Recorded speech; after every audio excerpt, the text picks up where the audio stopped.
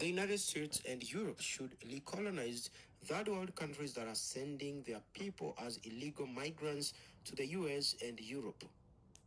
That is one of the statements in a podcast that has since gone viral by Erik Prince, the shadow advisor to President Trump and the founder of the mercenary firm Blackwater, which became notorious in 2007 for their massacres in Iraq. So he was speaking in a podcast discussing the illegal migrants arriving in the US, saying that the countries where these illegal migrants are coming from in Latin America should be recolonized by the United States. And he was urging Europe to do the same in Africa, saying that African leaders have failed to govern, and as such, they need to be recolonized. Now, I want you to listen to that video before I comment. All this talk of illegal migration in Europe, in the United States, it ultimately comes down to a contest of what is governance. Which countries are governed well? And if so many of these countries around the world are incapable of governing themselves, then it's time for us to just put the imperial hat back on to say, we're going to govern those countries if you're incapable of governing yourselves, because enough is enough. We're done being invaded. Because our own national security risk is at stake. Exactly. National security interests are at stake. You can say that about pretty much all of Africa. They're incapable of governing themselves and benefiting their citizens because the governments there are all about looting and pillaging and lining their pockets and going shopping in Paris instead of actually making their country better. People on the left are going to watch this. They're going to say, wait a minute, Erik Prince is talking about being a colonialist again. Absolutely.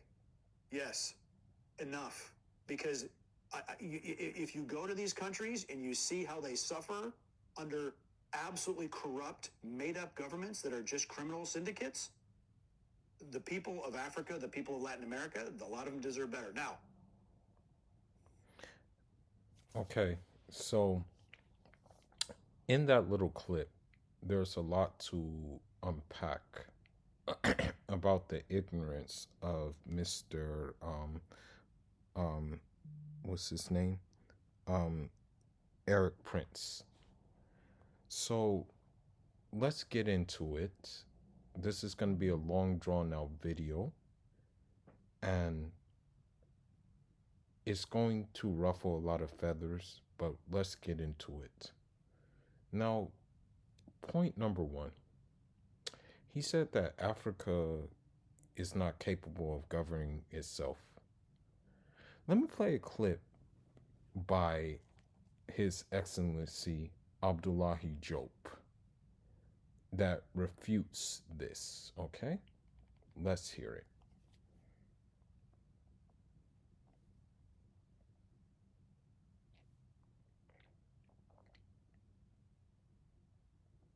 Hold on.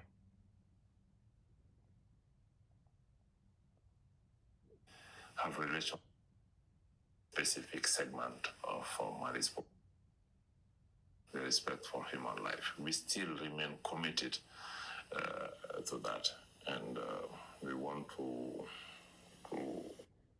well era in 1236 Mali under the international convention. Mali is an ancient civilization in the medieval era.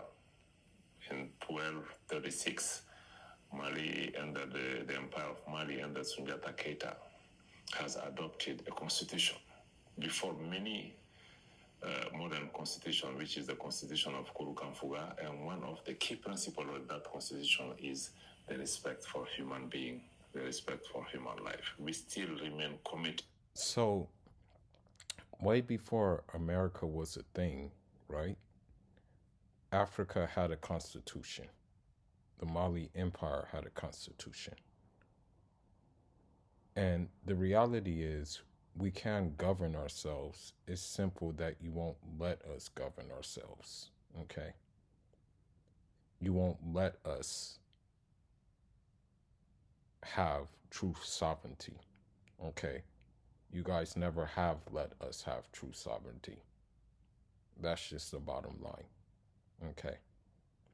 Every time point number two is every time when we try to have sovereignty, you killed the forerunners of that sovereignty. Let's start with Patrice Lumumba. You guys killed him along with Belgium and the CIA. Thomas Sankara, you used the French, you used the CIA, and then you also used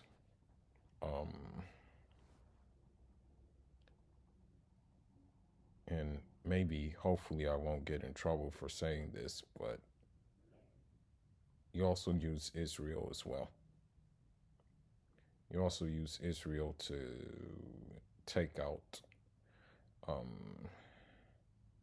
Patrice Lumumba as well. Yeah, you guys actually use that. Now,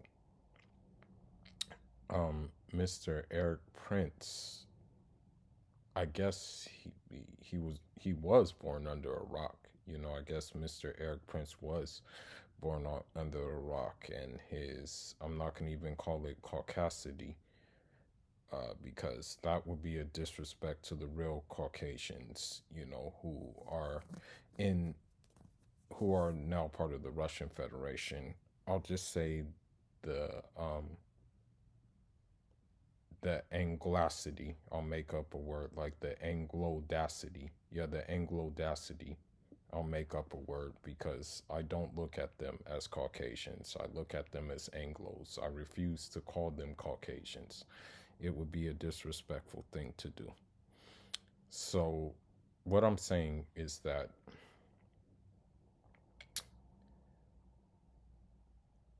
you guys wreak havoc in our regions, and then, you know, now you want to, how should I put it? You want to make like these empty threats. I really wish they would try to recolonize us, because here's the thing. You guys aren't even winning little small skirmishes in the Middle East right now. From what I know, you know, you guys are still bombing Yemen, but you're still getting your asses kicked. You're still getting drones shot down. You guys are still losing personnel in Iraq. So what makes you think that, like, you're going to be able to take on a whole continent, number one? And number two, what makes you think you're going to take on a whole continent that has Russia's support? Okay? And they're surely not going to stand by idly and let that occur. You know, and a lot of, unfortunately, a lot of diasporians or diasporians, whatever, however you want to say it, they feel that Russia is another colonizer, but they've never read books about our historic relation between Russia. And so this is the problem, and it's not my job to educate them on this. I mean, pick up a book and you'll find out. Historically speaking, we've always been connected with them. And they never acted as a colonizer. They always acted as a partner. Now, another point I want to make is they talk about leaders and things like that. What needs to be said is that most of the leaders are their doing. Okay? Let's take the Libyan example for like let's take the Libyan example. They decided to invade Libya, and we know why they invaded Libya, and they didn't even use rebels. Okay? What they used is they actually used I want to say they used gangsters, okay? And a lot of these gangsters were affiliated with terrorist insurgencies, okay? This is just the point. I mean, this is really the case with the whole Libyan thing, is that um, they were insurgents. You know, they really didn't. What they wanted to do is they wanted a lion's share of in control of what Gaddafi had control of. That's what the reality really came to. You know, when it came to the invasion of Libya. So, one thing I also want to say about this idiotic thing is during the time of colonialism, right? If you read any book about what they did, here's what colonialism entailed.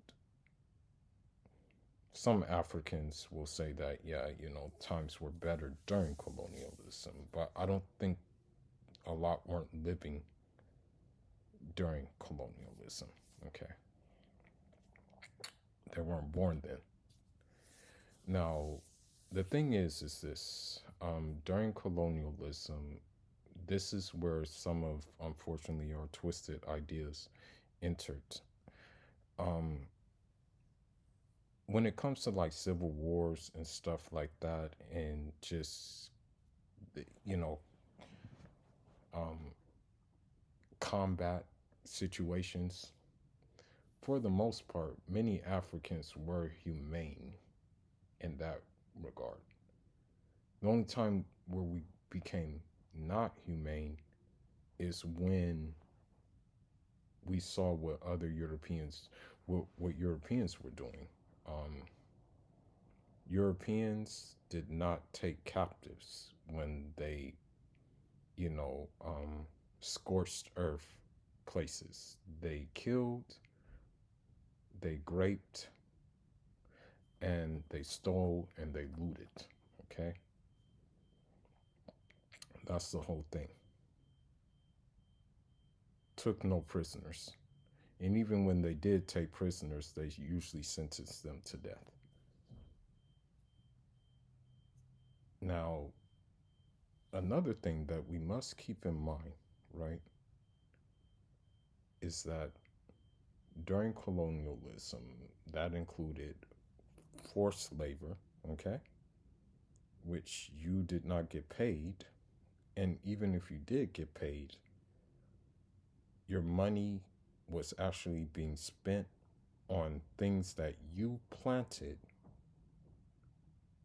and the European would sell to you that usually most of the time you couldn't afford. Of course, grapes were common. That other PEDO word was common. And also that's the same SEX PEDO word was commonplace among these people. Okay. So for them to, say that they need to recolonize is very, very, it's very, very asinine, I should say. Now, I want to bring up another point in this matter that we have to really stand on guard in. Do not let the light colonialization happen, okay? And what I mean by that is do not let the way of the Karen or the Keisha or the feminism take flight there. Now you're having some, rifts in Ghana with this happening, but a lot of it is proving unsuccessful. A lot of, thankfully, a lot of Aframs are leaving, and when I say Aframs, I mean the Keishas, okay? A lot of them are leaving, thankfully. Now, another thing too, and this is going on in Gambia, is that Keishas are getting deleted now in the Gambia. Now, while I will not celebrate their demise like other, like, for example, the ones who celebrated the demise of, you know, the passport bros in Colombia, while I will not celebrate their demise, I will say that chances are they brought it upon themselves. And the reason why they brought it upon themselves is because their intentions were not pure to begin with in going over there. I believe that most of the time they brought their American privilege over, and they thought it was going to fly, but it it's not going to fly. So this is why I think they're getting deleted. You know, this is why I think so. You know, so you know, because of the region of Africa in which I come from, which is the Sahel, I'm going to say Islam comes first over everything, but I am still a nationalist. So when it comes to that region of the Sahel, Mali, Burkina Faso, Mauritania, Chad, Sudan, Nigeria, Niger, when it comes to that buffer zone, that strategic zone, I'm all for it being sovereign and developed and also garrisoned, having a garrison. So if they decide to invade, we will be ready for it. Okay. Now, what I want to say is that um,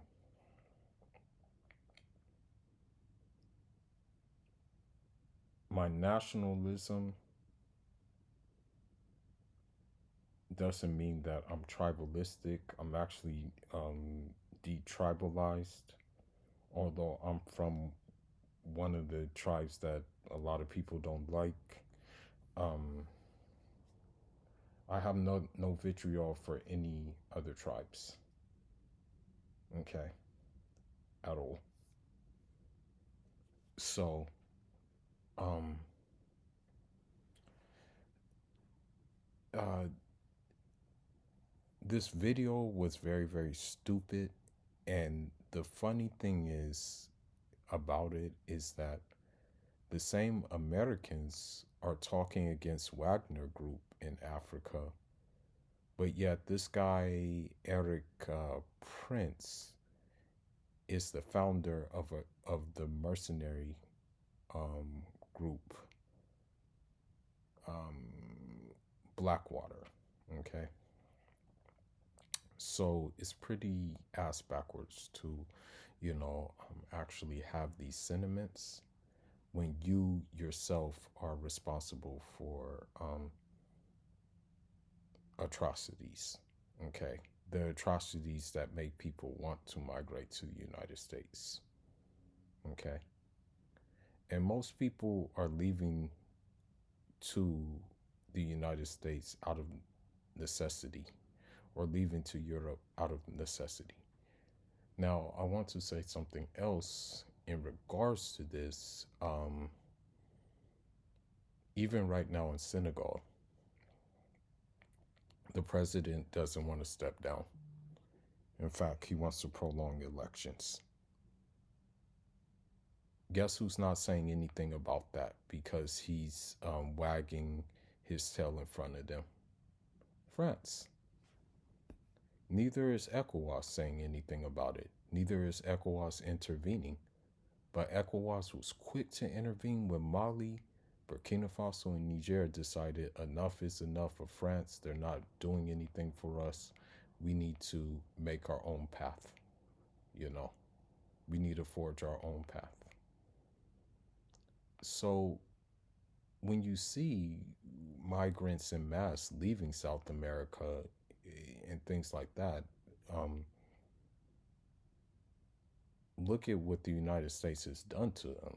I mean, United States has economically crippled Venezuela for the simple fact of the line they push. you know.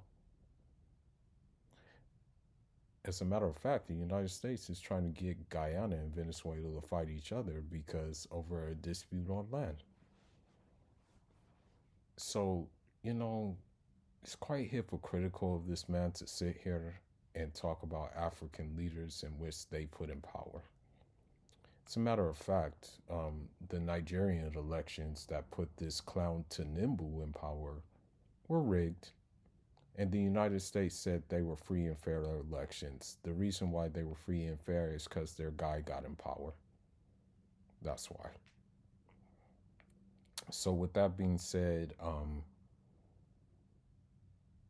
I I know I'm gonna press a hard stance what I'm about to say right now, but to any European, to any like NGO, to any Anglo who has these kind of sentiments, this is my message to you, Astaghfirullah, to all of you guys, okay? To every single one of you guys, whether you be American, whether you be French, whether you be Belgium, whether you be Portuguese, whether you be um, Karen, whether you be, Akeisha who has that American privilege and comes with that American privilege over there in a colonial mindset, this is my message to you with the word off at the end of this message. And with that being said, Fula signing out. Njad Rama.